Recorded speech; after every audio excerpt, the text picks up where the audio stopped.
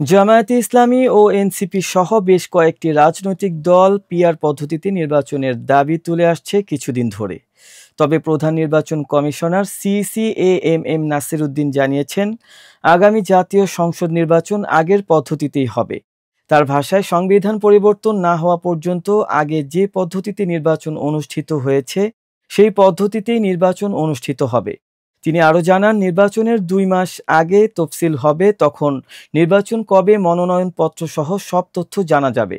শনিবার ২৬শে জুলাই সকালে খুলনার আঞ্চলিক নির্বাচন কর্মকর্তার সভাকক্ষে ত্রয়োদশ জাতীয় সংসদ নির্বাচন উপলক্ষে খুলনা অঞ্চলের নির্বাচন কর্মকর্তাদের সঙ্গে মতবিনিময়কালে সাংবাদিকদের এসব কথা বলেন সিইসি। তিনি বলেন, বহুবিধ ও নিত্য নতুন চ্যালেঞ্জের মধ্য দিয়ে আমরা এগিয়ে যাচ্ছি। সোশ্যাল মিডিয়ার ভুল তথ্য ও অপতথ্য ছড়ানো, এআই এর অপব্যবহার আগামী নির্বাচনে একটি বড় চ্যালেঞ্জ হিসেবে দেখছে নির্বাচন কমিশন। এটাকে মডার্ন যুগের থ্রেট বা হুমকি মনে করা হচ্ছে। নির্বাচন নিয়ে মানুষের আস্থা ফিরিয়ে আনা ও ভোট কেন্দ্রে মানুষকে আনাও একটা বড় চ্যালেঞ্জ বলে মনে করেন সিইসি।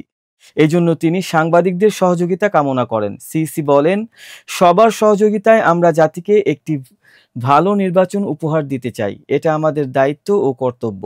তবে কবে নাগাদ নির্বাচন অনুষ্ঠিত হবে, সাংবাদিকদের এমন প্রশ্নের জবাবে তিনি বলেন, নির্বাচনের তারিখ ঘোষিত হলে আপনারা জানতে পারবেন কবে নির্বাচন হবে।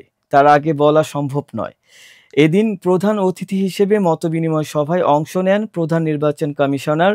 এছাড়া উপস্থিত ছিলেন খুলনা বিভাগের অতিরিক্ত আঞ্চলিক নির্বাচন কর্মকর্তা, সিনিয়র জেলা ও উপজেলা নির্বাচন কর্মকর্তারাও।